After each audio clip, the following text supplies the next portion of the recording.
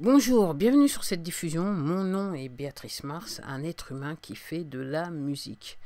Alors, j'ai dit que j'allais le faire, j'ai dit que j'allais pas le faire, je sais que t'es pas sûr, et là maintenant je me rends compte en ce début d'année que tout simplement, maintenant je peux le faire, je peux revenir et vous parler de mon dernier album qui s'appelle The Triple X Factor.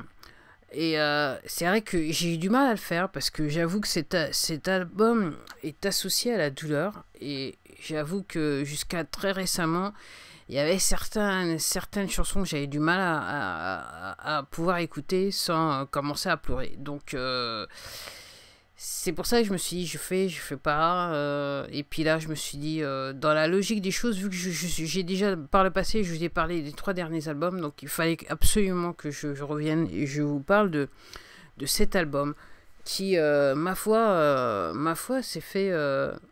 s'est fait assez bizarrement, c'est le cas de le dire, surtout c'est terminé assez bizarrement, vous allez comprendre pourquoi d'ici quelques minutes. Alors, je vais aller droit au but.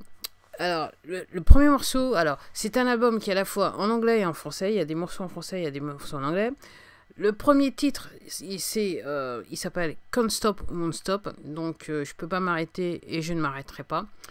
Et tout simplement, voilà, l'idée derrière, c'est que j'en étais arrivé à un moment dans ma petite existence où, tout simplement, j'avais quasiment plus de fonds. Et en fait, j'avais quelque part investi dans pas mal de choses, je voyais pas le résultat, nommément la musique. Et je savais que je pouvais pas m'arrêter parce que, encore une fois, si je m'arrêtais, j'allais en fait terminer ma vie à m'arrêter toujours. Et puis que je ne pouvais pas m'arrêter dans le futur, dans le sens que la musique c'est quelque chose que j'aime. Donc en gros, fallait continuer. Et donc voilà, je parlais un petit peu de ça. Alors, dans mes titres, les différents titres, je vais vous en parler. En fait, si vous écoutez les titres, vous allez découvrir que entre ce que je vous dis et ce qui est en fait, quelque part, je me cache. Je dis peut-être quelque part quelque chose qui est peut-être une petite vérité, mais je cache, je cache l'idée centrale du texte. Je la déguise. Et donc le deuxième titre s'appelle L'étincelle, et l'étincelle c'est juste, voilà, et je le dis, c'est que voilà, il arrive un moment, je me suis dit, qu'est-ce que je fais de ma vie, qu'est-ce qui est le plus important pour moi dans mon existence, et je me suis rendu compte que c'est la musique, ça a toujours été la musique, c'était ce que je voulais faire depuis que j'étais le plus jeune, et que là maintenant je devais le faire parce que réellement c'est réellement ma raison de vivre. Si je fais pas de musique, si je compose pas, effectivement je vais pas bien, voilà. Le troisième titre, ça s'appelle Le Troll de Service, et ouais. Et quelque part, c'est ce que j'ai un moment, en 2018, je me suis assis, je me suis dit, j'ai l'impression d'être un troll parce que, en gros, je ne me confonds pas à beaucoup de choses. Je suis toujours un petit peu voilà, l'outsider en anglais, voilà, et j'ai l'impression quelque part d'être toujours, voilà, d'être étrangère à tout ce qui m'entoure et tout ce qui m'environne, de ne pas penser comme tout le monde et de ne pas voir les choses comme tout le monde. Et je me dis, ouais, peut-être que je suis un troll de service. Et même en faisant de la musique, là, maintenant, à l'époque, j'avais l'impression que j'étais troll, quoi. J'étais la personne bizarroïde qui faisait de la musique. Enfin, bref. Après la quatrième piste, les jours passent. Les jours passent, c'est... L'idée derrière, c'est, ouais, voilà. On aime quelqu'un, la personne disparaît et on se rend compte comment on est attaché à la personne et que tout simplement, et c'est vrai qu'on se rend compte tout simplement un jour qu'on peut pas revenir en arrière, et voilà, et les jours passent. Alors je sais que dans ce titre, en fait, l'histoire c'est pas tout à fait pareil, j'ai fait autrement, mais en gros, dans ce titre, les jours passent, réellement, l'idée derrière, c'est surtout ça. Après, il y a cette cinquième piste qui s'appelle Les Trois Petits Tours. Alors, Trois Petits Tours, c'est l'impression que j'ai que il m'arrive un tas de trucs et j'arrive à rebondir sur mes deux pieds et que je suis toujours là, on m'attend pas et je fais des trucs qui peuvent paraître bizarroïdes à d'autres personnes, mais en fait qui ont tout simplement beaucoup de sens pour moi. Donc voilà, c'est Trois Petits Tours, quoi. Donc la fée sur la branche, si vous avez écouté le titre, vous allez comprendre pourquoi. Quelquefois, je me dis, ouais, peut-être que je suis à la fin, ouais, enfin, c'est bizarroïde, quoi. C'est moi la troisième personne.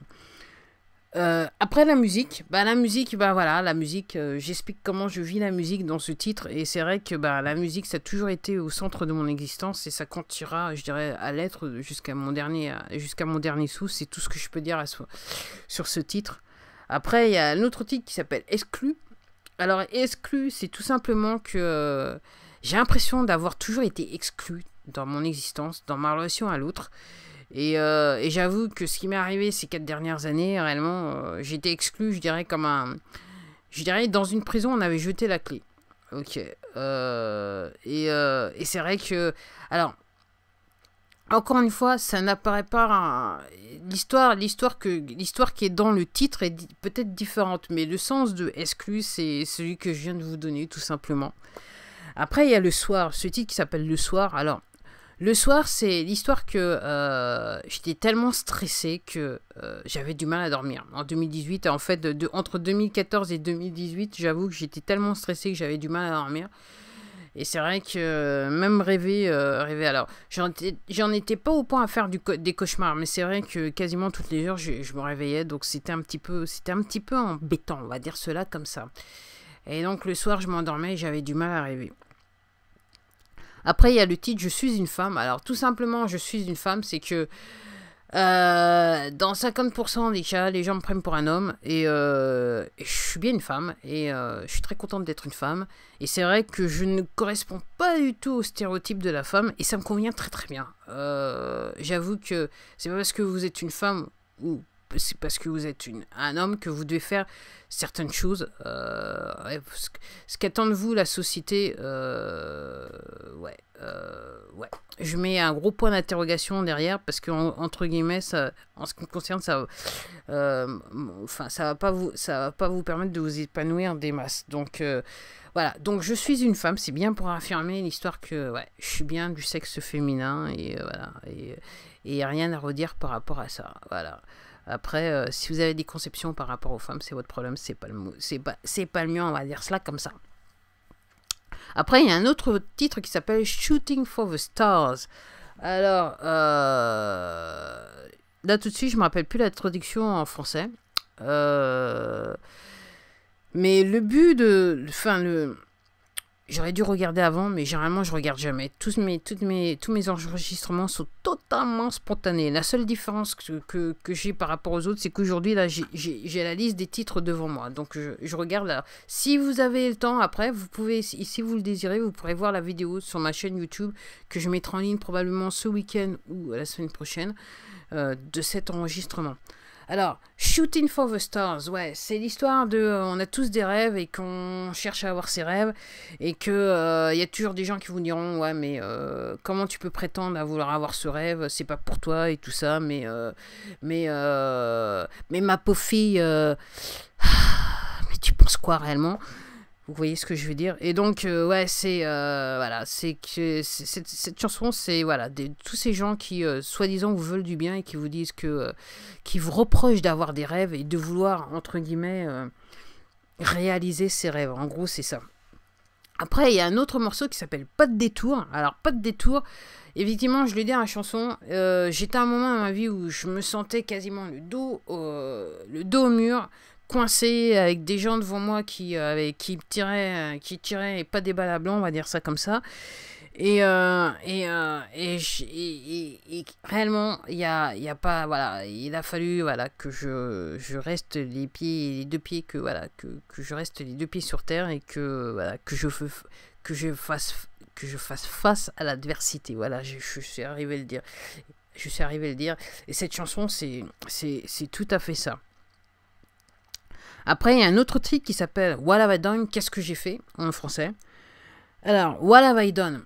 C'est moi, me réalisant que j'ai toujours essayé beaucoup de trucs. Et là, au dernier, là, par rapport à cet instant, à cette période, c'est voilà. J'ai encore essayé, encore une fois. J'ai pas les résultats que j'espérais. Et quelque part, je me pose la question, où est-ce que je vais aller là? Qu'est-ce que je dois faire hein?